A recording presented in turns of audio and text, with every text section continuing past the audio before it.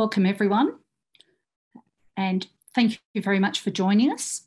I'm very excited to run this webinar with you and moderate tonight with today with an amazing diverse group of members from the US, Europe, the Middle East and the Asia Pacific on our subject matter, creating a global orthopaedic culture in which everyone can thrive. In Australia, we like to acknowledge country at the beginning of all our Orthopaedic Association meetings, and we've adapted this for the International Orthopaedic Diversity Alliance. We acknowledge the traditional owners of country throughout the world, especially the Ojibwe, Odawa and Potawatomi nations, on whose unceded lands the AAOS Chicago meeting is being held. We recognise their continuing connection to land, waters and culture, and we pay our respects to their elders past, present and emerging. I'm delighted to introduce our faculty today. Firstly, we will have a keynote from Kristy Weber, past president of the American Academy and well known to many of you. Kristy is also the current president of the International Orthopaedic Diversity Alliance, an orthopaedic tumour surgeon in Philadelphia. Kristy has been a long-term advocate of women in orthopaedics and also past president of the Ruth Jackson Orthopaedic Association. Dalal Budshait is an IODA board representative for the Middle East. She is a paediatric orthopaedic surgeon in Saudi Arabia. She was the second female orthopaedic surgeon in her nation and is the chair of her university department. She's also been an American Academy Goodwill Ambassador and is driving gender diversity in the Middle East. Next, we will have Samantha Tross, a hip and knee surgeon from London. Samantha was the first Afro-Caribbean orthopaedic surgeon in the UK. She originally grew up in Guyana and moved to the UK at the age of 11. She's been featured as one of the top 100 most influential people of African or Afro-Caribbean descent in the UK last year. She's also a founding member and trustee of the British Association of Black Orthopaedic Surgeons. Next, we will have our representative, David Fralinger. David is paediatric orthopaedic surgeon in the Chicago area, and he's a founding member of Pride Ortho, the first advocacy organisation for LGBTQI+ orthopaedic surgeons. And finally, we will have Simon Fleming, an orthopaedic resident in London, who is also the vice chair of the Academy of Medical Royal Colleges Trainee Doctors Group, a past president of the British Orthopaedic Trainees Association. He is also a co-chair for the International Conference for Residency Education, the ICRE, and has recently completed a PhD in medical education.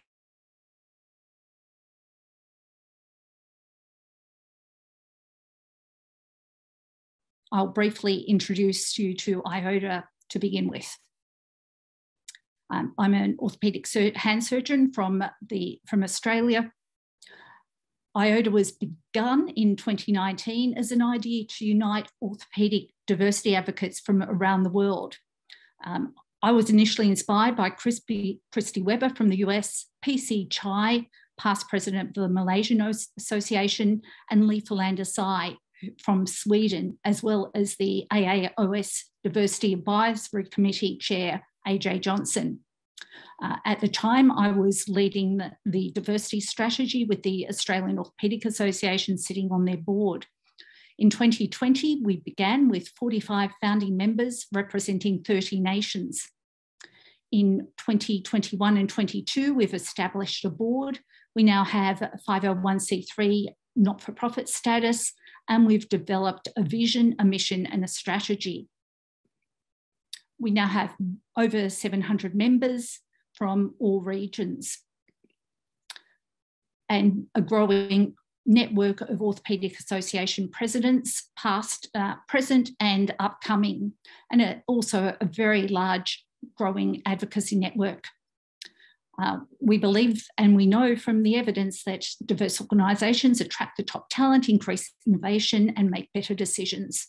And ultimately, diversity in orthopaedics will decrease inequity in healthcare. I'd like to now pass over to Kristy Weber. Okay, well, thank you very much. Thank you very much to Jenny. I want to thank the Academy for allowing us to brand this webinar on a Saturday morning. It's close to midnight Saturday in Australia for Jenny, so appreciate the international aspect of this webinar. I'm here to lead off the webinar and talk a little bit about culture change, because I think that's really what we're talking about, and changing the orthopedic culture. Certainly at the core of that is diversity, equity, and inclusion, but it broadens beyond that. So I'm thrilled to be serving as president of the International Orthopedic Diversity Alliance this year. It's been a wonderful opportunity to learn more about what's going on around the globe.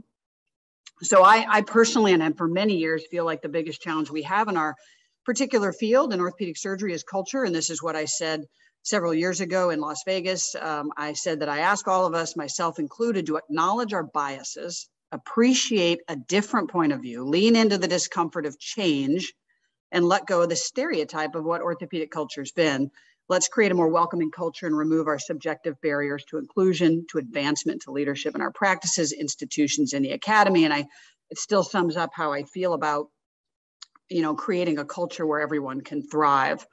So I do think that we have a problem in orthopedic surgery related to culture, and we have a majority culture that it's very disparate, and it's not very evenly spread. So we can talk about who makes up that majority culture. There are surgeons in training and in practice that have been seen as less than by some, less than qualified, less than capable, and sometimes in our particular culture, less than cool. So leadership qualities clash with the societal norms related to gender, race, sexual orientation, because I think leadership terms and leadership qualities are still defined in terms of, white male cis qualities. There's a wide variation in how we are represented in training programs, and it's a self-fulfilling prophecy, as many articles have shown, at least in the United States. Training programs that are not diverse continue to be not diverse because applicants see that the group is not diverse, and vice versa for those who have a diverse residency program. I think it becomes easier to see yourself as part of that culture if you don't fit the standard majority culture in orthopedics. So I think we're going to talk a little bit this morning about leaders, because leaders, again, I'm very US centric here in my knowledge and my experience, but the leaders here are often of a prior era when they were selected as leaders, when DEI was not a priority. Some chairs of academic departments here can stay in their role for 20 years or more, and things have changed over that time. Some see inclusion as a zero-sum game. If I bring in your people, then some of my people have to be moved out, and that's not really what we're talking about here. There are rationalizations and excuses about why we can't change. The path of least resistance is to stay with what you have. Confronting the status quo is difficult. And I think, many folks actually prefer the status quo, and they value how it used to be. And I was listening to a podcast of John Meacham on a Brene Brown podcast, where he mentioned how it used to be as code for when people knew what their place was. So I think we have to move out of that era, and the leaders are critical and key to that solution. So if we think about what is diversity, we can think about these various areas that often define diversity. Primarily sex, gender, and race, ethnicity are most often talked about. When I look at me, when I think about the ortho majority culture, this is what I see, at least in my portion of the globe. And I see these as sort of the majority groups. And I think that many people feel like they have to fit in with this particular culture rather than feeling like they belong for their unique qualities. And I think that's what we're trying to work through. So this is a study about workplace culture in the United States. It was modeled after the Royal Australasian culture survey that was done a year or two before, but of the subgroup of people who were surveyed, primarily women and members of color, both residents and practicing surgeon. This was the results about how people felt subject to discrimination, bullying, sexual harassment, or harassment in the workplace. And it was a sobering set of results and something we certainly want to improve here. When we talk about bias or implicit bias in the workplace, certainly we can take ownership of our own behavior and work with our colleagues to try to improve the culture. We also have to be quite aware that when you talk to people, residents and others, there's much implicit bias from the patients. So patients themselves have perhaps an idea of what an orthopedic surgeon should be or what they look like. And I think it's up to us as practicing surgeons to be able to have those conversations with patients. And it's not just patients, it's also staff, perhaps in the operating room, perhaps the industry representatives, but still have that concept of what an orthopedic surgeon should be. And so it's not just in the surgeon community. When we think about how we can change our culture, I think there is a multi-pronged approach. And one aspect is that one-on-one, what can we do individually in our interactions, and what can our leaders do to help change the culture? And then there are structural barriers in academic institutions, in our local private practices, and certainly in national and international orthopedic organizations. How do we change the structural bias to make it a more inclusive culture? So if we start with the initial one, what can I do? What can I, as Kristy Weber, do in my daily life to change orthopedic culture? Well, I can commit to being interested and curious about people who are different than I am. I can take the implicit association test from Harvard. Now it's called Harvard's Project Implicit. I have taken it many, many times over the last 15 years. What I have learned is that my biases haven't changed very much. I have them. I acknowledge them, and I try to keep that top of mind when I am interfacing in the workplace and other places. We have to think about our blind spots. I know I have to slow down because when I'm in a hectic, rushed time, my biases come back in spades. And I think slowing down allows us to be more intentional and to question our assumptions. We have to do the work to learn about other individuals and what they experience. We have to ask about other people's experience and really listen to what their experience has been. At the very least, we should know the names of everyone we work with, including the custodial service team that might work in your office. Here's the harder one. We have to commit to being courageous. So I need to be able to speak up if I see bullying or harassment, whether it's a patient mentioning something to one of my residents or colleagues, and we need to be able to speak up for that individual. We also need to understand that we're going to get it wrong. I'm not going to always get it right if I'm interfacing with someone who's different than I am, and that's okay. I think we can acknowledge that and still move on to learn. Teddy Roosevelt, as a president in the past in the United States, has a famous speech called "The Man in the Arena," about just getting in there, getting a little bit bloody, immersing yourself in the solution and not just talking about the problem. The one problem I have with social media is there's a lot of criticism coming from the couch, and I think we need to all dig in real time to try to fix the problem. We have to commit to creating meaningful change, suggesting ideas, and not just taking no for an answer. If we're talking about improving lactation spaces for women who are breastfeeding, the inclusive panels and speakers, et cetera, we need to continue to push for this. And I think, at the very least, we could do one thing that tries to amplify inclusion and kindness every day. So when I say do the work, this is, I'm a long way from understanding, but I'm working on this. This was some of my reading list from the pandemic, 2020, 2021, trying to understand areas where I'm not very aware on the racial and gender side. So this was some of the work that I did, and I think it brings a lot more understanding when you can do some background work, and then you can ask questions that I think are taken more seriously. We talk about leaders. This is a critical piece for change. And I think that culture of a group starts and ends with the leader. If you are a leader in your group or in a national organization, I think you need to state your support for an inclusive culture. You need to say it clearly, and you need to say it often. Creating that culture of belonging and valuing the people's individual characteristics that may make them different, but make them so valuable for the group. Not just asking people to fit in or assimilate with the existing culture. Empowering a diversity, equity, and inclusion committee or leader isn't just naming something, it's also providing them funding, providing them authority to make decisions, and providing them the data by which to understand the current problem. We have to model the behavior and walk the talk. We have to actually be inclusive. And if we notice faculty panels that are not diverse, we need to call that out. If you're a leader that runs a department, are you the one that's running every faculty meeting, or do you share that and get other folks to help lead or comment? Being open about our own behavior is critical if we're getting feedback, especially from a resident, because that takes courage. We want to elevate and empower qualified, diverse individuals to visible roles to be able to show that you can be what you can see. And again, setting expectations and holding others accountable. And this is tough sometimes. You have to do it not just when everybody's watching, but doing it in the locker room when not everybody's watching. Willing to prioritize right over easy is what Brene Brown says, and having a zero tolerance policy for poor professionalism.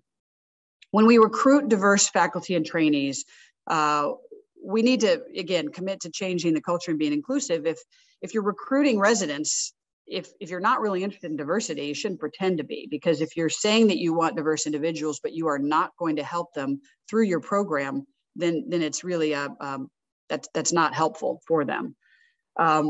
For your recruitment committees and search committees, having diverse individuals on those committees allows a different perspective, but we need to be aware of the tax on individuals who are diverse, because they're often less represented and they get tasked with way too many committee assignments.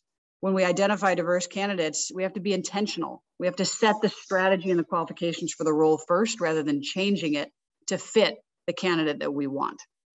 The structured questions are important to eliminate bias, and we have to think about process over personality and review our processes regularly. It all starts with the medical students in terms of recruitment, and we need to really put some effort there at that level. Consider partial blinding on review, and consider non-traditional backgrounds and resilience. We should all know as leaders, what are our policies at our individual program for inclusion? What's our family leave policy? What do we have lactation rooms? What's the option for flexible schedules? We need to be able to know that if we're going to recruit faculty members. We need to for sure have parity in compensation and resources, or that's just a setup for inequity. And we need to challenge stereotypes. If you're hiring a spine surgeon or a total joint surgeon, we don't want to just look at men because they make up the majority of those groups. We need to not have our own biases on who can perform what task. And we need to critically review letters of recommendation, which we know from literature are fraught with bias. Retaining and supporting diverse faculty, this comes back to what we mentioned earlier. We have to develop that culture of belonging, and this is all of us, not just the leader. We have to speak up as allies and bystanders, and Simon will talk about that later. Individualize the learning moments for people that we'd like to have change their interactions. We have to really listen. We have to understand what it might feel like to be underrepresented. We have to help shepherd individuals through the program if they're the only one of a certain demographic. Having those honest conversations, avoiding poor culture commentary, avoiding same-sex and same-race bias, which is, that does occur. We talked about the tax, and we need to think about our traditional activities that are not inclusive. Our policies at our institutions about how you become promoted or how you become a partner in a private practice. And we need to think about leadership roles and awards in promoting those diverse faculty. So when I look at these individuals in the United States, these are all individuals that are leading academic departments. I think when you put a leader like this in charge, assuming they are an effective leader, then it is immediate culture change, because you're looking at someone who doesn't look like the majority, and that is a real opportunity to be able to change. Finally, I'll end on national and international organizations. It is critical around the globe to have a strategic plan that involves diversity and relentlessly repeat those goals. We have to execute on metrics and objectives related to this culture piece in our national organizations, set up a set of core values, and think about a growth mindset rather than a mindset related to status quo. It's important to think about governance in our organizations as it reflects culture. How do we select the leaders? That is a critical piece that tends to often maintain the status quo. How are decisions made? Is there leadership training? It's really trying to move toward process over personality and openly discussing the traditional nature of our field and how we often tend to the status quo. Organizations internationally have an opportunity to really focus in their programs for diverse panels and symposia.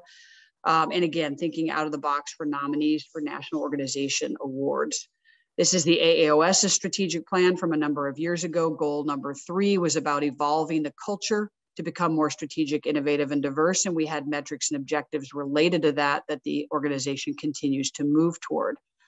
This particular webinar, obviously, is diverse in many different ways. That's the focus of the program this morning. But we need to think about diverse groups, not just for diversity related programs, but other clinical related programs as well, and getting different voices in the room.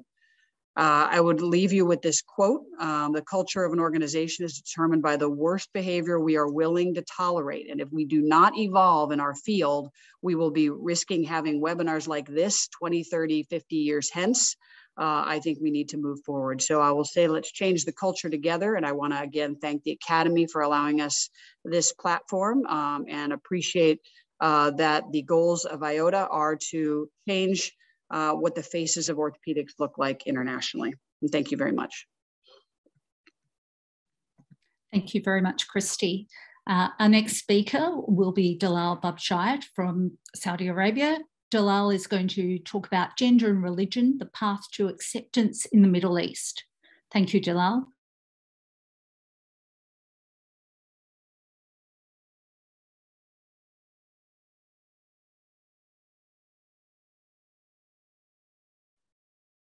Good morning, good evening, and just to speak a little about the culture diversity in the Middle East. Just a little background and history about the Middle East. Although we are in the center and cradle of civilization, we are still young to civilization.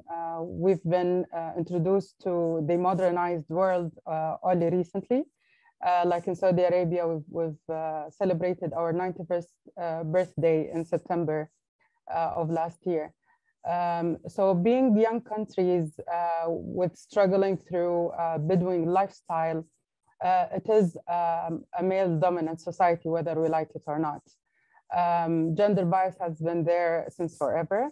Our medical school has just started in the 1950s, and female has been joining in the 1960s. So it is a male-dominant society academically and socially. If you look at when the patient come into the room, they will always look at my resident thinking that he is the doctor, not me. Even with colleagues, they would always give us the comments that we are not strong enough as females.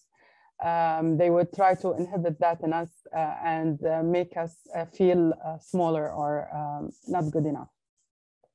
The initial struggle in the Middle East started with the females in 1998, where they've been hazed and bullied according to their stories.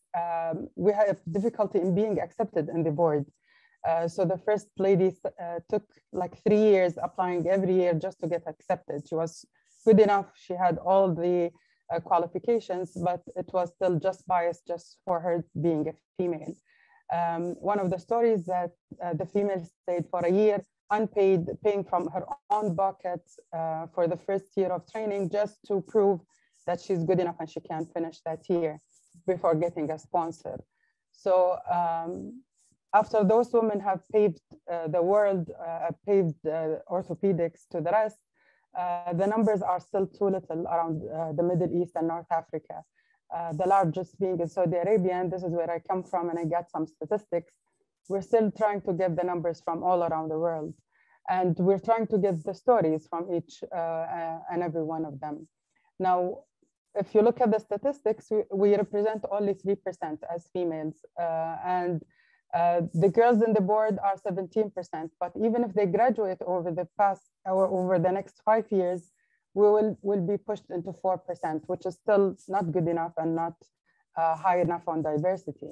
Now, if you go to the breakdown, you would find even if we finish the board, it is difficult for us to get into a subspecialty. So still half of us are general still, and half of us could get into subspecialty. Those who are in an academic field are only 5. And the highest position that have ever been reached is a chairperson of a department. We couldn't get into a dean of the university or a head of a society. And this is speaking about all specialties, not only orthopedics. In military, we are 0%. Females are not allowed still to be accepted as physicians in the military field. And this is all over the world, I know, but it is still particular in the Middle East, just being accepted in that post. Difficulty in getting into the subspecialty. And the big elephant in the room is the maternity leaves and being able to get married. So this is the unspoken reason why females are not getting into orthopedics, because they think they wouldn't get married because it is still a male-dominant society, and they still think that the biggest achievement a woman could get is getting to get married and have a child. We do get equal pay in the Middle East, and we don't have problem in pay, but we have problem in being accepted. So trying to break that up by setting role models for the past females who have paved the world in each and every country. We have Dr. May in Egypt, we have Dr. Badriya in Bahrain, and all of these beautiful, amazing ladies are consultants in their fields. You would find that like Dr. Wafa in Oman, she's the only one in Oman. Dr. Ala in Jordan, she's the only female in Jordan as a consultant, and so on. Dr. Arima is only, she and another lady. Yemen, we could find 6 in training, but there is only one who just finished the board and not yet even a consultant. So sharing stories of these role models would save the world and show the other ladies that you could do whatever you want. You could be a consultant, you could get married and have kids, and you are still able to fulfill your role, whatever you choose. We try to mentor female residents once they get accepted, either through the regions, through social media, through WhatsApp groups, and through academic and social gatherings, where we show them an example and we tell them stories about past females. We try to share our stories through social media, which is the most powerful thing now, and of course through the IODA website. Thank you very much for listening to me today. Thank you, Dalal. So I'd like to welcome our next speaker, Samantha Tross, on achieving ethnic diversity, the Black UK experience. Thank you, Samantha. Thank you very much, Jenny. Good morning, everybody. Yes, I'm going to talk to you about breaking the ethnic bias and the UK Black experience. Doctors of Black and ethnic minority background, referred to as BAME in the United Kingdom, fare worse than their white counterparts. And this begins at medical school and goes all the way through their careers, through the consultant level and beyond. The use of the term BAME is not particularly helpful, and most studies with regards to ethnicity are done collectively as BAME, but there are certain nuances and differences between the ethnic groups, say between Asians and Blacks, the 2 major minority groups, or even within ethnic groups. So for instance, Black Caribbeans fare worse than the Black Africans, and we have the Indians doing better than those of Pakistani or Bangladeshi origin. The data so far with regards to orthopedics is very inadequate in this area. And so most of the data I'll present today relates to surgery as a whole. With regards to the surgical workforce, Black surgeons make up 2%, Asians 27.67%, and 45% of all hospital doctors come from a minority ethnic background. So where are they within their career? Well, we'll find that the Asian doctors are equally placed between a junior doctor level and those of senior positions, whereas the Black doctors seem to be located primarily in junior positions. So if you look at this using BAME as a whole, you will miss these certain nuances. In terms of medical school, 39% of medical students are from the Black and ethnic minority background, of which 4.98% are Black. And as I mentioned before, the doctors of the minority ethnic backgrounds are underperforming academically compared to their white counterparts. This is from the Royal College of Surgeons Bulletin in 2020. Asian students are seen to outperform Black students, but that difference disappears when you take socioeconomic status into account. Now, why is it that they are underperforming in medical school? Is there something that's happening beforehand? Well, no. When you look at the ethnicity with regards to A-level achievement, and those getting 3 A's or above, the requirement to get into medical school, the average of the population getting 3 A's is 12.9%. So when you look at Asians as a group, they're performing at 10.9%, whites at 11%, so more or less the same. When you break down that group, Asians, the Indians are overperforming above average, getting 15.3%. Blacks, unfortunately, are still getting 5.1%. But it's those top 5% that are going to medical school. So why is it that they're not performing? Something interesting happens when you look at results from degrees, and this includes medical degrees, but others outside of medicine. Even though the Asian doctors and white doctors were performing the same at A level, when it comes to degree, the white students start to outperform the Asian students. So this is something that needs to be looked at. The annual competency assessment that we have of trainees at the end of their training, minority doctors are performing worse in that compared to their white counterparts, and in specialty exams, though recent data shows that the gap with regards to specialty exams is closing. However, there's still worse outcomes for international medical graduates compared to those trained on home soil. When it comes to doctors being employed as consultant level, we find that white doctors are 6 times more likely to be offered consultant jobs than their black counterparts. And in some trusts, the difference can be as different as 15 times more likely, and some 11 times more likely than Asian doctors. In terms of adverse referrals and outcomes, you're twice as more likely to be referred to the General Medical Council. 7 out of 9 doctors convicted of gross negligent manslaughter are from the Black and ethnic minority background. You're more likely to receive sanctions, and you're more likely to be struck off. And in terms of racism, which we know exists in the NHS, you're more likely to experience racism. So what's the impact of all these negative experiences? Well, Professor David Williams, who's a professor of public health and sociology, he has shown that repeated discrimination leads to not only physical, but also mental ill health and a lower life expectancy.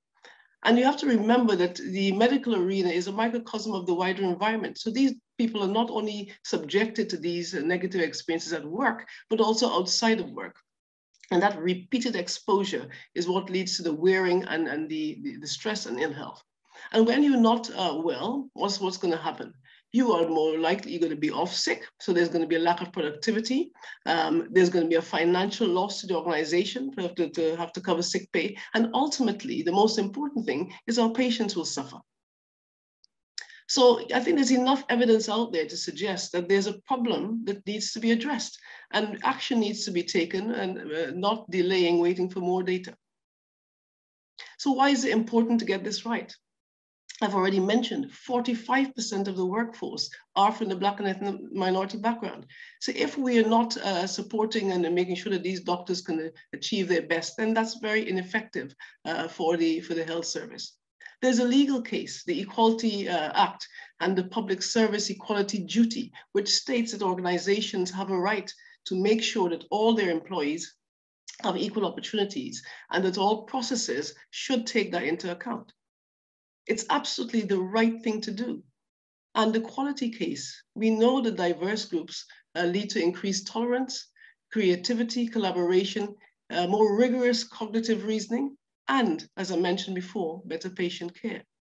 We've touched on the financial aspect in terms of covering sick pay, but McKinsey & Company, a global marketing and financial company, did a survey of 1,000 companies, and these are those from the financial, technological, as well as medical background. And they found that when you look at companies who feature in the top quartile for gender, those are 25% more profitable than those in the lower quartile.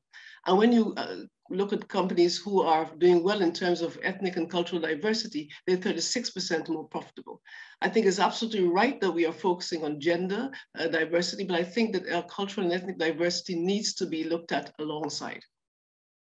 Now, if we don't do that, when we look at this study of medical school leadership, there was a drive to try and increase more females into senior leaderships within the medical schools. And by focusing primarily on gender, then the majority of the women who progress into these positions tend to be white. The Royal College of Surgeons Diversity Review looked at ways to try and improve diversity in the college, and there are a number of recommendations made which the college is planning to follow. None of them focus specifically on cultural and ethnic diversity, but the college is working with these individual groups to try and improve that. All the measures being taken, medical schools on the whole have signed up to an equality and diversity strategy to try and improve the diversity of entrance. They're also looking at ways to change the entrance criteria so that we get a more diverse group, perhaps those from low socioeconomic backgrounds, and so the extended entrance programs. Health Education England is trying to make its syllabus more culturally competent. The NHS Race and Health Observatory trying to help us get more nuanced data that we can work on. And then there are the subspecialty organizations, the British Orthopaedic Association, that are forming cultural and diversity committees, one of which I'm a part of for the British Hip Society, where we offer mentorship and trying to increase the visibility such that we can get more people to come into the specialty. The British Orthopaedic Association and British Orthopaedic Trainee Association have recently launched Diversity Champions, who I hope will also focus in this area. We have opportunities for leadership within the NHS Leadership Academy, women in surgery, initiatives to improve women in the specialty, and hopefully those from the ethnic minority background will also benefit. And also you've just heard about the initiatives that IODA are working on. Now, within the community, there are organizations that are trying to improve the efforts of increasing diversity, melanin medics, urban tutors, and the last two, the Caribbean Doctors and Dentists Association, because as I mentioned, Caribbean doctors seem to fare worse than their Black African counterparts. I'm a member of that organization, as well as the British Association of Black Surgeons. So what is still required? We need a change in the organizational culture, and Kristy has already touched on this, because there's no point increasing the diversity of the medical workforce unless the environment is such that they will thrive. We need to try and achieve representative numbers of people of color and gender in all roles and opportunities in surgery. And the way to do that is to promote a positive, inclusive culture, to make sure that we speak to people in a way that is positive, to be more encouraging, and that the relationships are positive, so that we're trying to make sure that initiatives are put in place so that they can thrive. There must be a zero tolerance to discrimination. And I think we need to set aspirational goals. We need to have a target to work towards. Unless without that, I don't think the right drivers will be there. There must be support, focused support for marginalized groups to enable them to achieve career progression. We need to have more transparency of data in terms of which organizations are performing well in terms of diversity and which are not, and also transparency with regards to recruitment.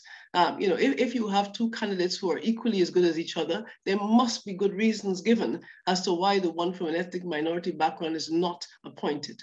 There must be more diverse representation and visibility, and I thank IODA and AAOS for including me in this seminar today. And there must, I think, also be leadership accountability. Without that, then the change will be slow.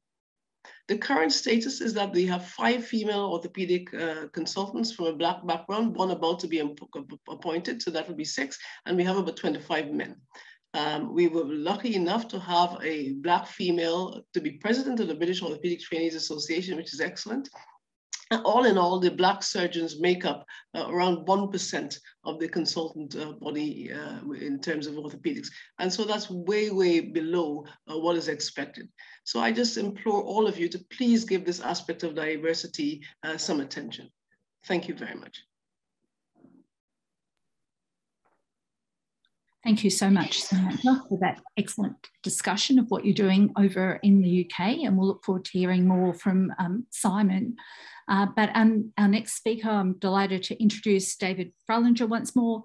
David is on the board of the Pride Ortho Group, recently formed, and he's going to discuss steps towards LGBTQ+ inclusion. Thank you, David. Thanks, Dr. Green. Let me pull up my slides. Yes, so my name is David Fralinger. I am the current secretary of Pride Ortho, and I am a PEDS fellow here at AI DuPont Hospital for Children. So we're going to talk a little bit about LGBTQ inclusion in orthopedics. I have nothing to disclose.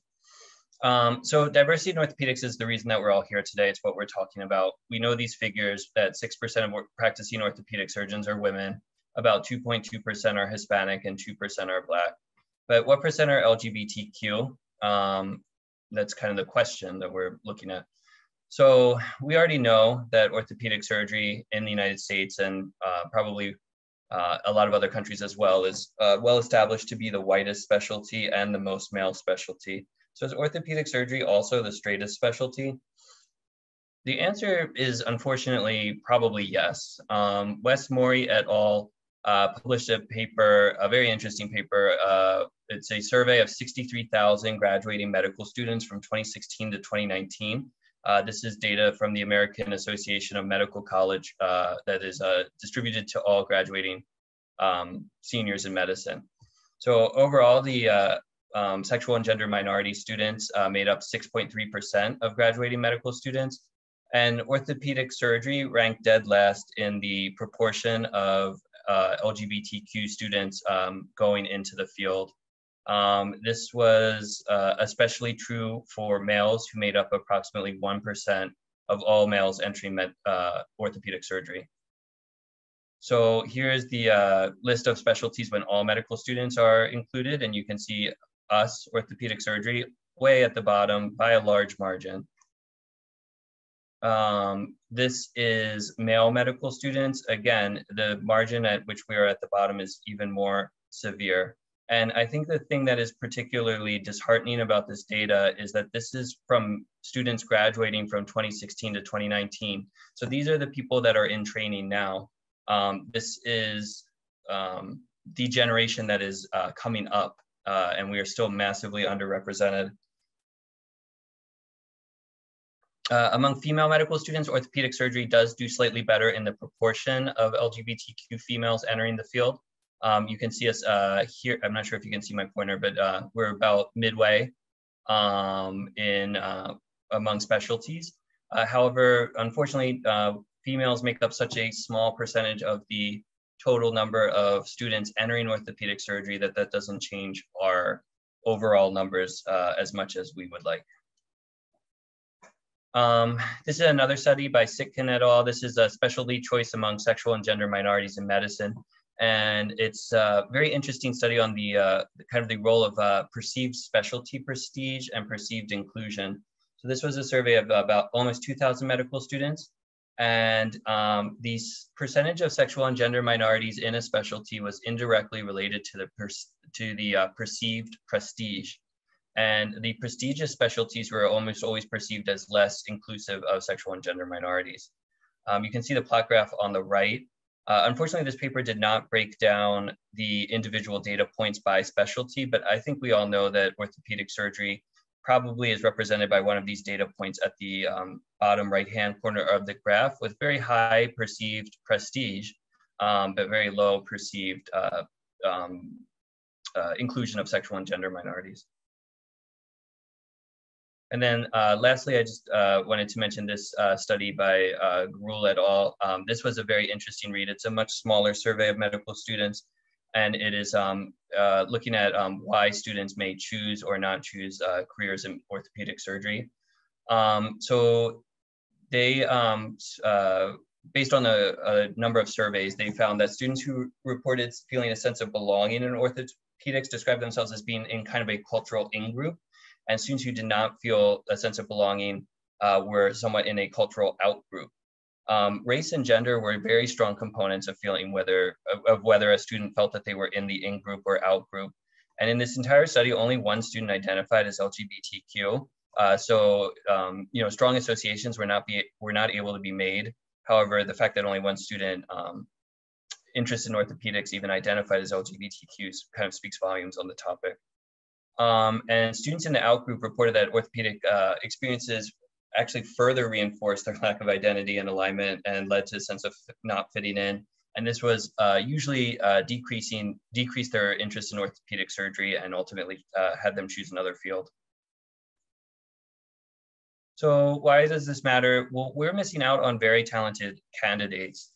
There's a new study from Notre Dame here in the United States that shows gay men are earning bachelor and graduate degrees higher than any other group within the United States. 6% of gay men now have advanced degrees such as a JD, MD, or PhD, and that's more than 50% higher than straight men. And a really interesting quote, if America's gay men were considered on their own, or were considered their own country, they would have by far the highest college completion rate in the world, easily surpassing the current leader of Luxembourg. Similarly, LGBT women are doing amazing things and achieving very high rates of education. But the difference between them and straight women is not so pronounced, just because all women in the United States are now earning degrees at higher rates than men. And this was just going to get even worse in the future. The percentage of adults who identify as LGBTQ has more than doubled. It was since 2012, from 3.5 to 7.1%. And if you look at the generational divides, it's incredibly stark. 10.5% of millennials are identifying as something other than straight, and 21% of Gen Z adults are now identifying as something other than straight.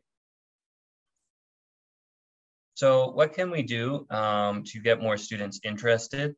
On the right is a table from a article by McKean et al. That was published in JAMA Surgery. And I just want to highlight the first point, which is increased platforms for LGBTQ plus surgeons and allyship through established national and international surgical organizations. So I think that is kind of something that we have focused on at Pride Ortho. We want to do the work to connect students with appropriate mentors, to increase the visibility of our few LGBTQ plus surgeons, and to further research into why LGBTQ students are not choosing our field. So we have started this organization. It has been a massive project, and it has been one of the most important things that I think I've been involved in so far in my life. You can see our mission statement on the right. I'm not going to read it for the interest of time. Oops. And just a little bit about us. We actually started after a Zoom happy hour in the early days of the pandemic in summer of 2020. For many of us, this was arranged by our first president, Dr. Kusai Hamori. For many of us, this was the first time we had ever met or spoken to another LGBT orthopod. And it was definitely the first event that we felt was specifically for us. And we very quickly realized the importance of finding this community. This is our current board of directors, and this has been one of the most, or probably the most amazing group of people that I have gotten the opportunity to work with in my life so far. Just some really amazing people. I know some of them are on here listening to this talk, and I just want to say thank you so much for, helping to create this project that is, very meaningful to me. One of our other projects is to create a list of residency programs and fellowship programs that are endorsed by an LGBTQ graduate. This kind of shows potential applicants to the field that, we have done it, we have made it through training, we have gone to these programs, and they should consider those programs for their own training. We have a really long list of different support and research related to being LGBTQ in orthopedic surgery and just in surgery in general. And I definitely encourage everyone to go to our website and take a look at some of these resources. And then lastly, we are compiling some lists. First is our out list. This is a list of orthopedic surgeons who have been brave enough to list themselves as out and practicing surgeons, people who are going to increase our visibility in the field, be able to provide mentorship to students looking for mentors. But maybe even more important is our ally list. This is a list of people who may not be LGBTQ, but are dedicated to helping advance the field for all of us. And our allies have been massively important to us. I just want to give an example of Dr. Julie Samora, who's one of the founding members of our group. And very truly, we could not have made this group without her. She has been absolutely instrumental. And, we are a small group of people, but if you include our allies, we become a much larger group of people. And it's very important for us to get them involved as well. So I just wanted to revisit this slide on what can we do to improve this issue. So, these first 3 bullet points are in red. These are kind of the goals of Pride Ortho and our website and kind of our things that we are working towards. But this last one in blue, change the culture and perception of orthopedics. That's something that we cannot do alone. That's something that we need the help of everyone to do. And I think everyone is on this webinar in order to advance this last goal, because we all have to work together to do this. So I want to thank everyone. I want to encourage everyone to visit our website, www.prideortho.org, and also think about becoming a member. Thank you so much. Thanks so much, David. That's a great presentation, and IODA has been really pleased to be able to collaborate with you on getting groups together and extending it out. And I think I probably speak like to many of the people in this group that we've all been very happy to find others who are like us, who want to advocate. And we hope that many of the people who watch this webinar will do so as well. Thanks again. I'd like to now introduce Simon Fleming. I neglected to mention that Simon has also been a real campaign leader against bullying and harassment in the UK, particularly at the NHS, throughout his life, really, as a doctor. And he's been very vocal and very involved and spoken about some really difficult subjects as well, including sexual harassment in surgery. So thank you, Simon, for talking more today about allyship. Thank you so much for having me, and thank you again to the Academy for having me and all of us here to talk about these things. When you're going to talk about allyship and advocacy, especially amongst such an awesome group of people, to be fair, you kind of want to go, I feel like I shouldn't be here. It's not about me. So to address the elephant in the room, I am straight, white, private educated. I play rugby. I'm that guy. And yet when you hear people talk about advocacy or allyship, it often has that performative overtone, or at least undertone. You see people wearing the little badge on their collar, and it happens to be the color, shade, or what have you, of whatever's trendy at the time. And so I think before we talk about what it is to be an ally or an advocate, you have to unpack what that means. So I think about the A's of allyship or advocacy. The first, you're apathetic. You've got no understanding of the issues, nor do you have any interest in getting an understanding of the issues. We all know these people. There's no problem. I've never had a problem with it. No one's ever told me about a problem. There is no racism, sexism, bullying, or anything else in healthcare. I would know otherwise because I'm big and important. The next stage is someone who's aware. They know the basic concepts, but they're not active on behalf of themselves or others. They know that racism is bad and sexism is bad and homophobia is bad and transphobia is bad, but they would never go out of their way to do any of these things. Often, again, because they don't see the problem, and you can often hear the eye roll when you mention it. Then we get into the realms of the real work. So then you have someone who is active. Now, they are well informed. They share and seek diversity, but often it's when they're asked or prompted. So don't forget that we have a no manel policy, or we really need to make sure that this selection process is diverse and inclusive. And they go, oh yeah, right, that I do remember. And then you get the advocate.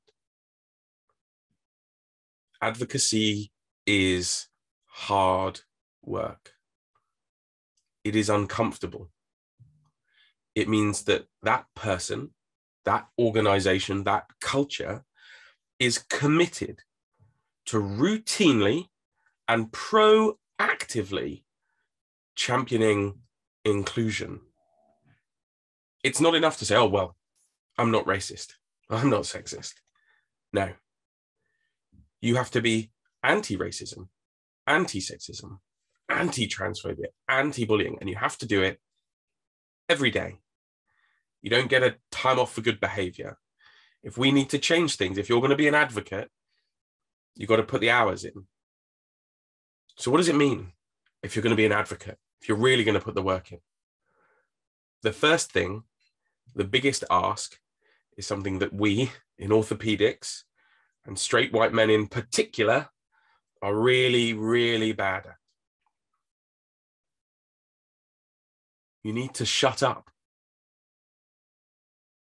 You need to listen. And when you're done listening and you think you've heard enough, you need to shut up and listen a little bit more. Because the uncomfortable bit for many people where the story is not about them is realizing that it's not about you. And actually, if you're going to be an advocate for any characteristic, for any group, for any culture change, you need to acknowledge openly, explicitly, that it's not about you. Recognizing that often for the first time in your life, you shouldn't be in the spotlight. You shouldn't even be speaking. But you do have privilege. And with great power does come great responsibility. So what does that mean? Are you the white knight turning up to save everyone?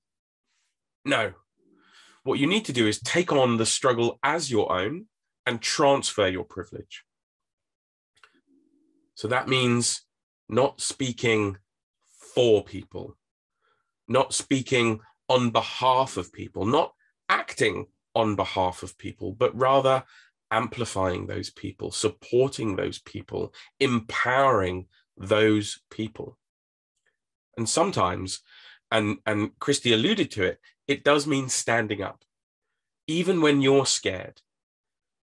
Because if you think you're scared, try to imagine what it's like being them.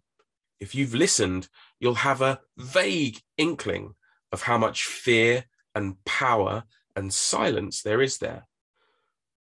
Because who is heard and who is not heard is how you maintain the status quo. And here's the other bit that people don't want to hear. If you're going to be an advocate, you're going to get it wrong.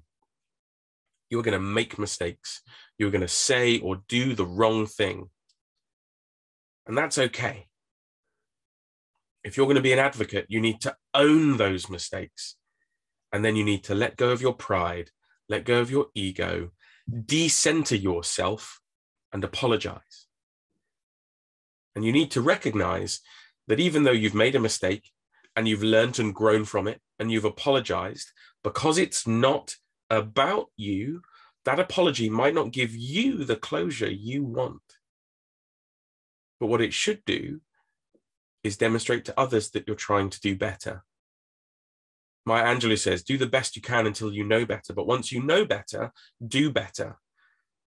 A growth mindset is the only way advocates and allies can be part of positive change.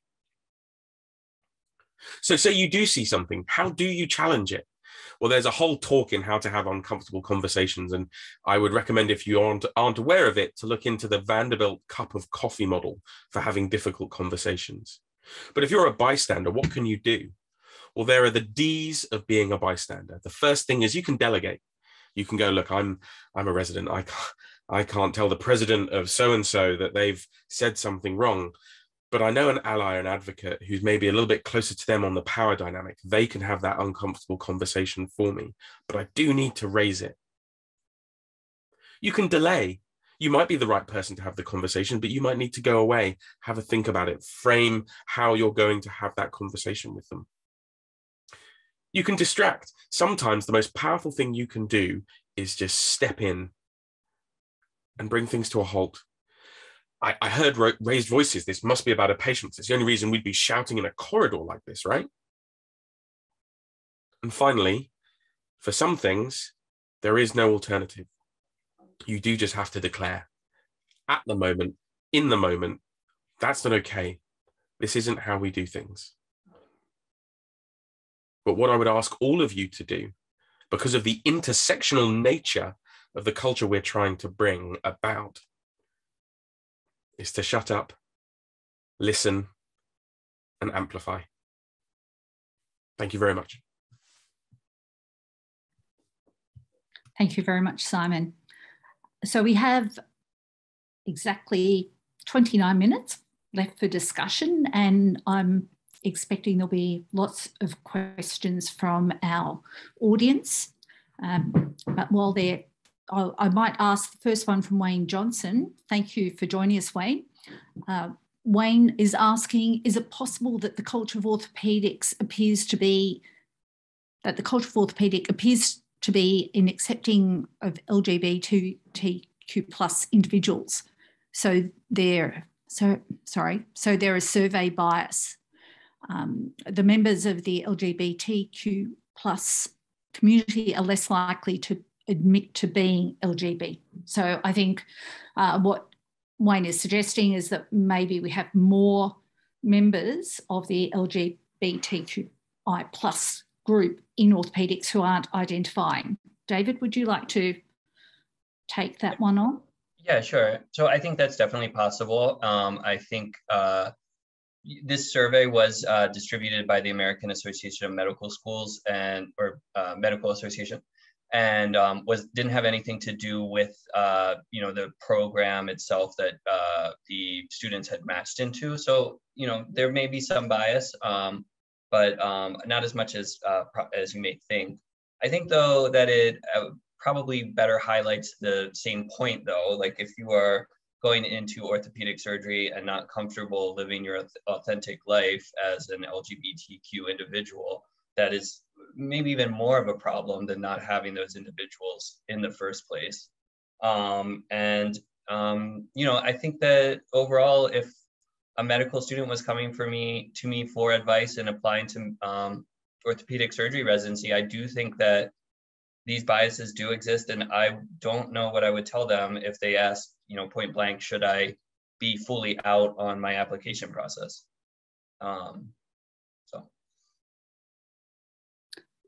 Kristy, as someone on a selection panel, how would you answer that?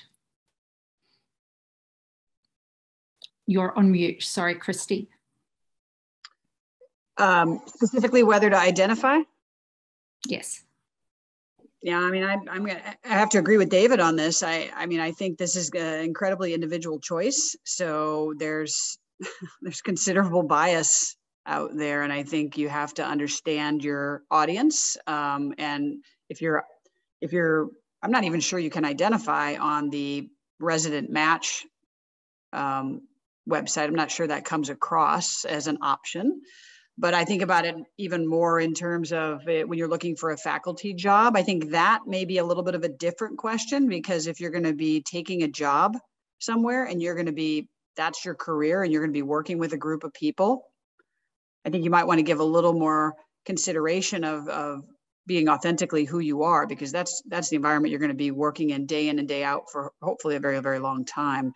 But the match process is tricky and it's not terribly transparent. And so I think little things can trip people up when there's so many applicants. So I don't know, that's an individual choice with some risk.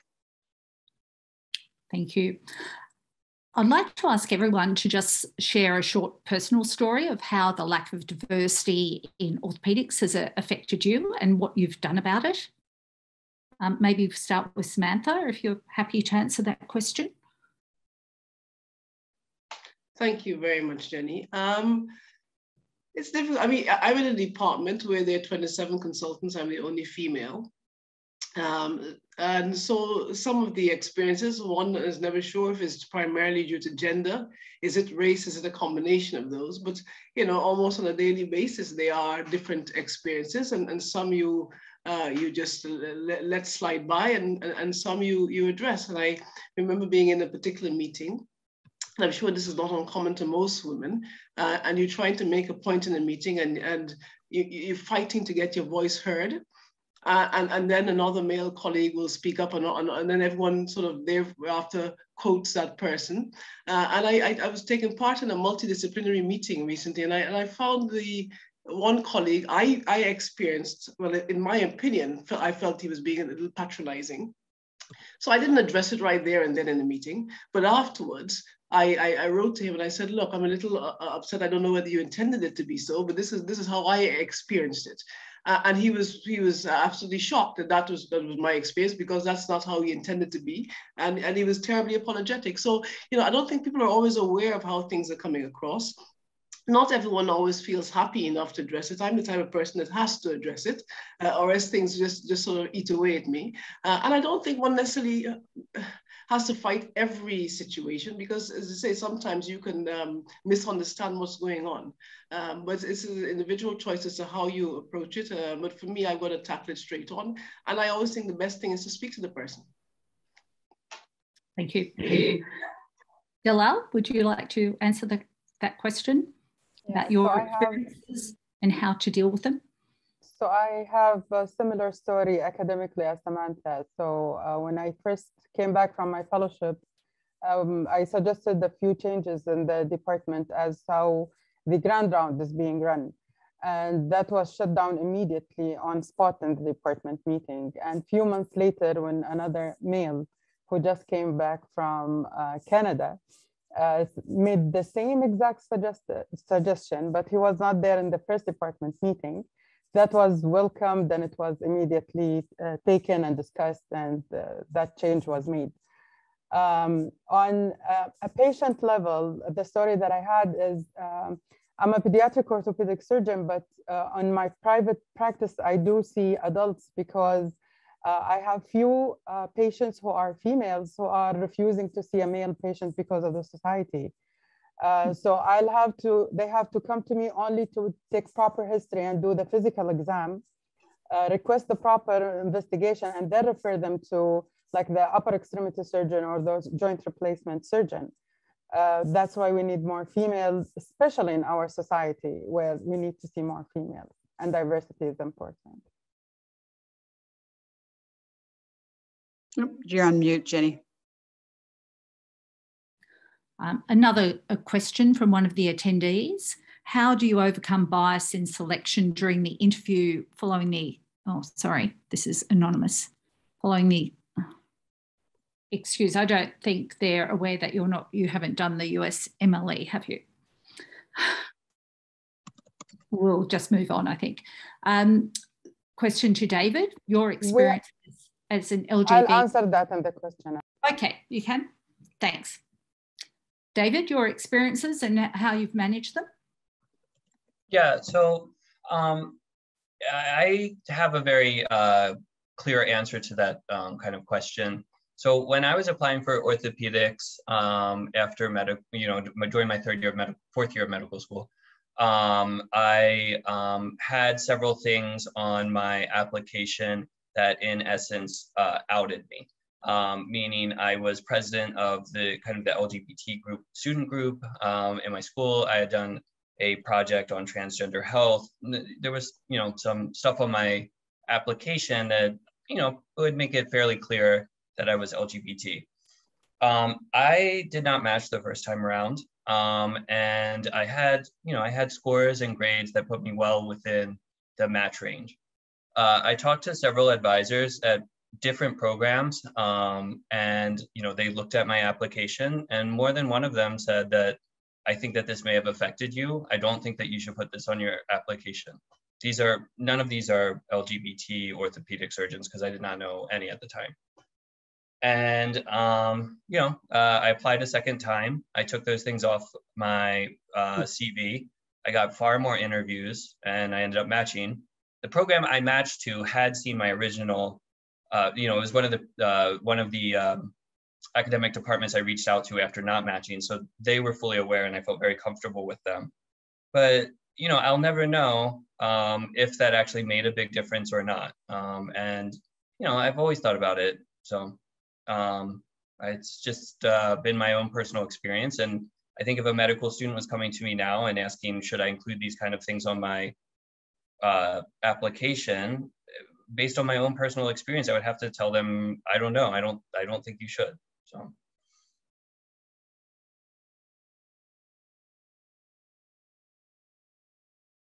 Simon, would you like to comment about your experiences as an ally? You've spoken about some of them in your presentation.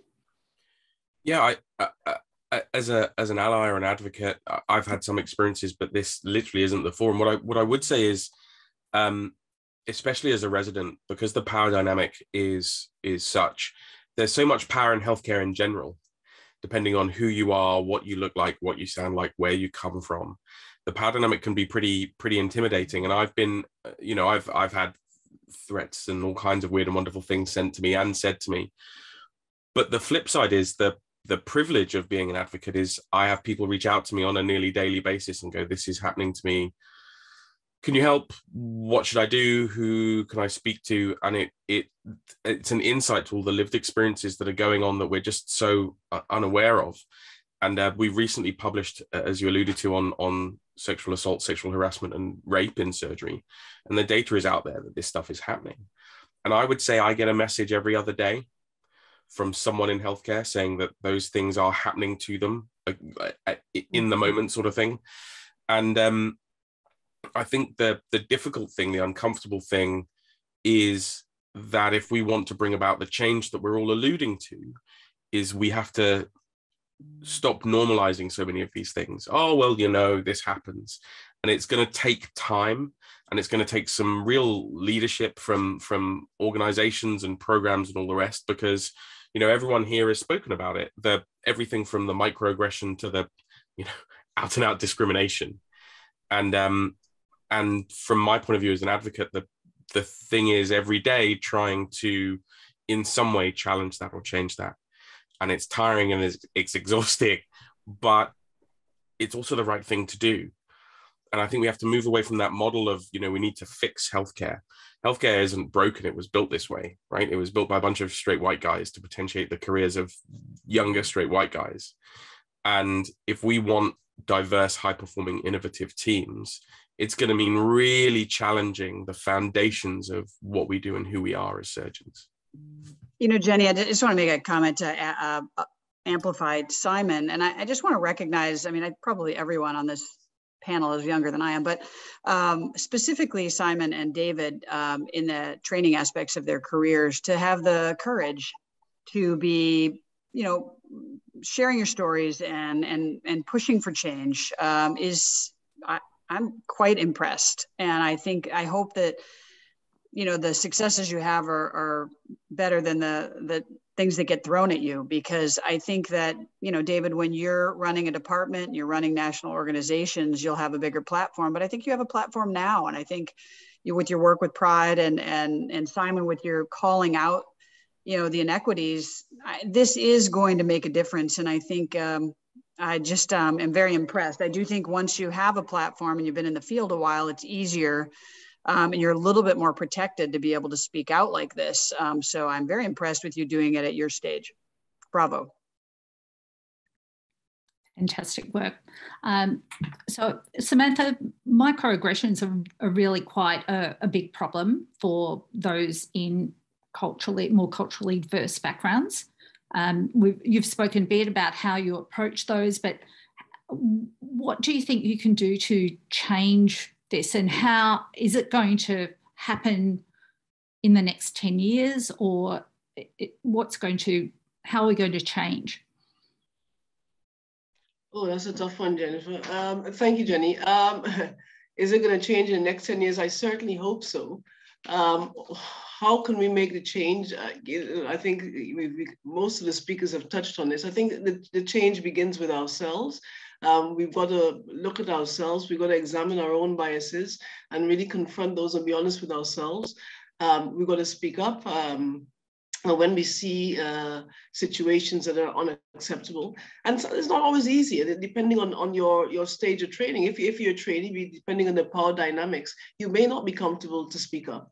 And that's where you have to have a mentor or someone in a position of authority that you trust and you know has your back.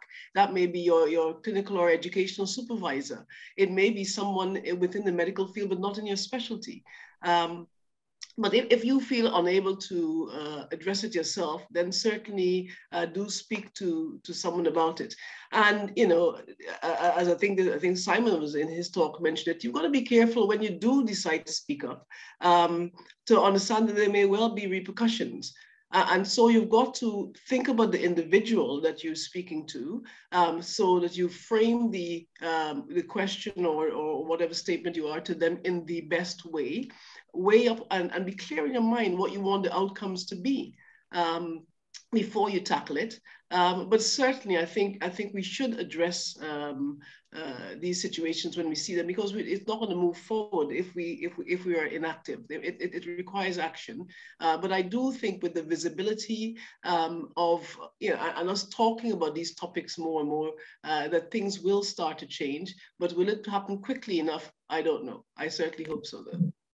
As Simon has just mentioned in the chat, there is evidence that in the US at least, and probably longer in Australia, it will take more than 200 years for women to reach gender equity.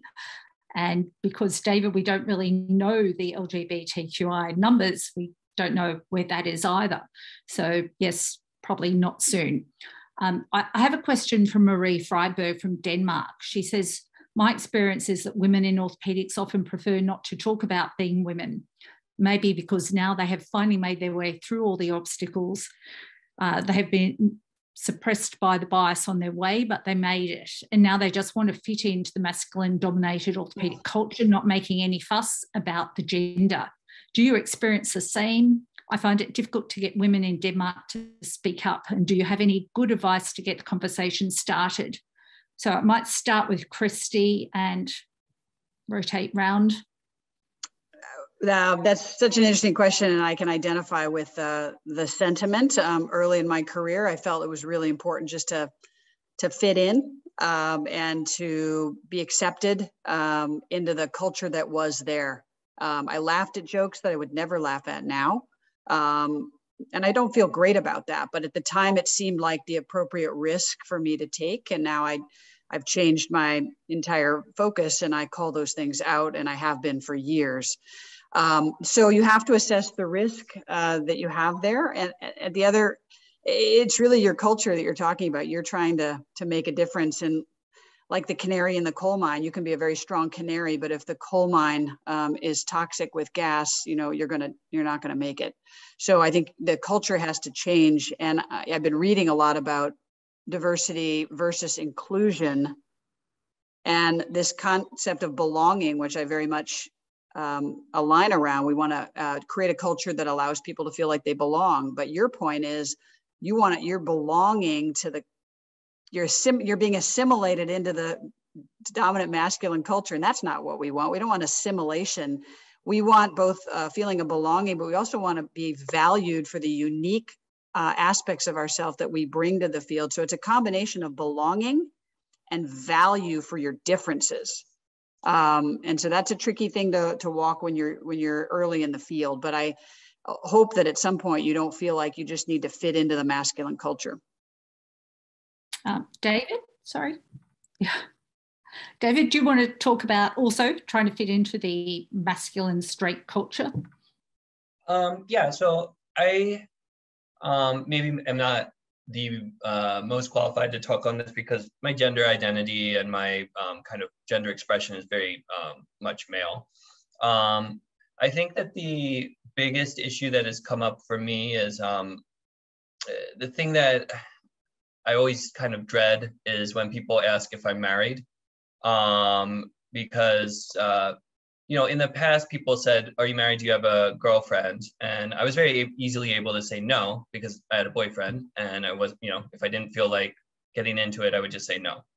Now I am married. And if you say yes, the next question is undoubtedly, oh, what does your wife do? And then I say I have a husband. And the thing that's odd is I get very embarrassed for that person. I feel like that person feels like I've embarrassed them. And these are people that I want to kind of be my mentors, to feel comfortable around me, to like me.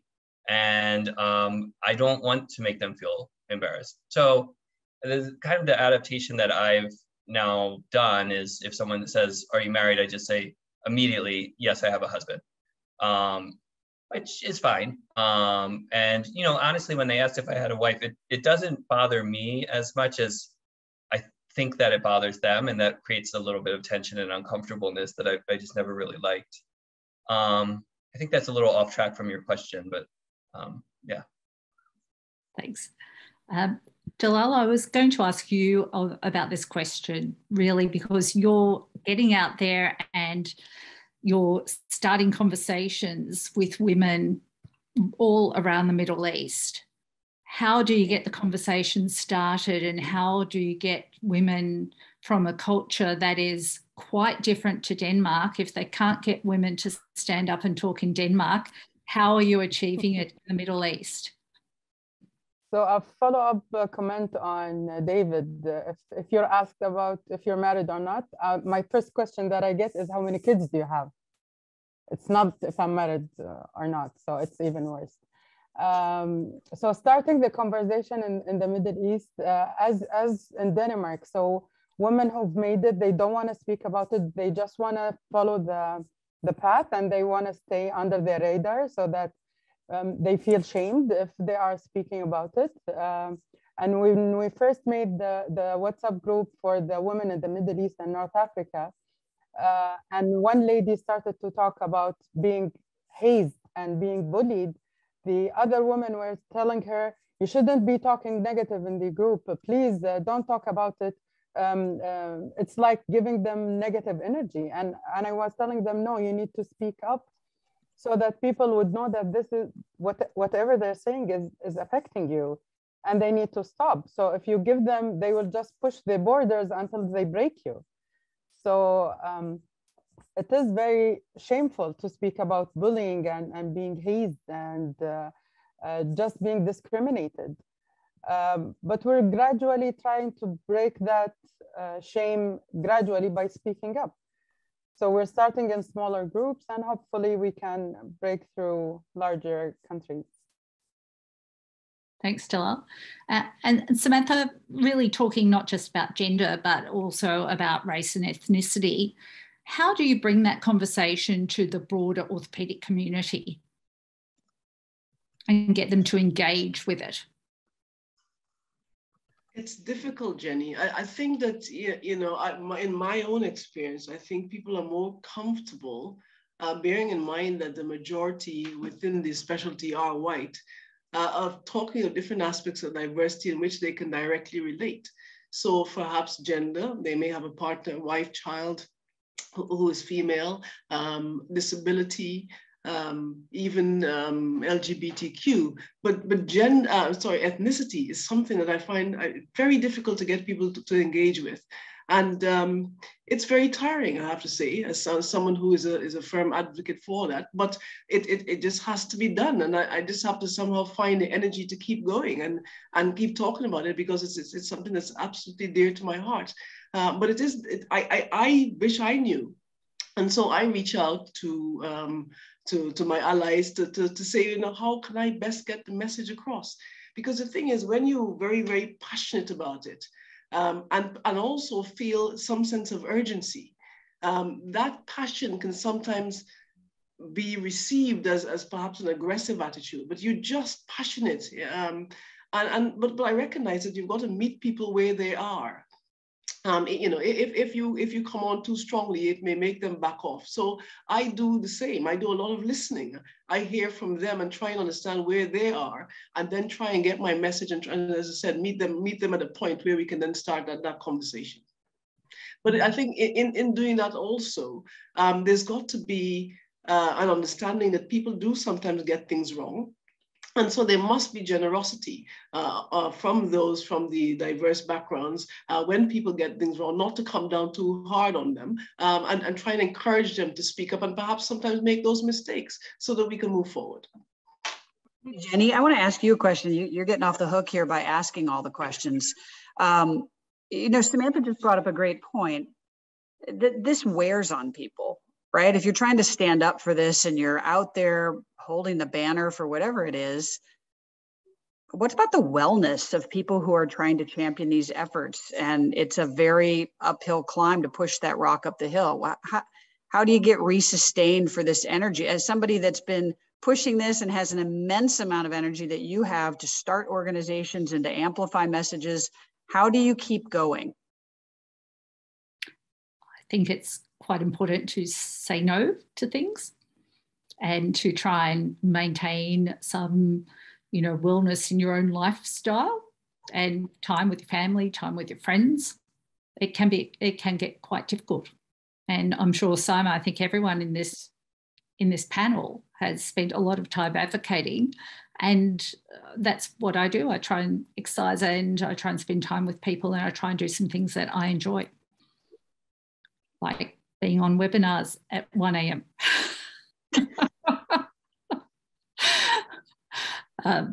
Yes. So I was going to also ask David, what do you think the main challenges? Obviously, a lot of your data suggests that really orthopaedics is missing out on a lot of talent. How do you propose to get that message across? So I think, do you mean how to get that message across to the powers that be that we're missing out? Yeah, I think that we have to excel, as ourselves, to live our true and authentic lives as people who are of different races and different sexual orientations and backgrounds, and show that we are the best surgeons that we can be. So, thanks. Simon, how do we convince more people to be allies? We've got so many straight white males out there. How do we convince them to be allies? I think we need ally training school.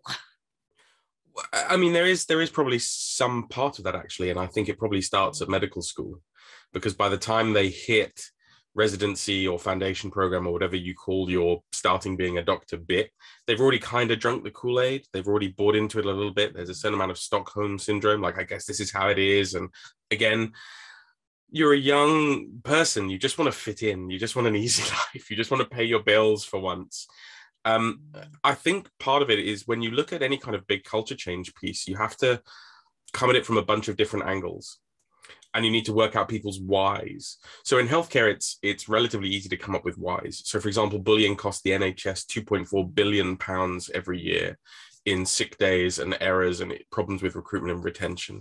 Everyone's alluded to the fact that a better culture and a more diverse culture, you get better outcomes. So that bully professor that everyone excuses because, oh, well, yeah, but he's the rock star surgeon. Well, if he's a bully, he's harming his patients. And if you were to really look at the data, you'd be able to prove it too. But actually, part of the kind of the how and the why all comes together. So if you look at drink driving now, my dad used to talk, my dad is a physician, used to talk about going for a couple of beers after work every day and then driving home. You would have a couple of pints. The pub behind the Royal London Hospital used to have a phone that was on the hospital switchboard, because if you weren't at work, that's where you were.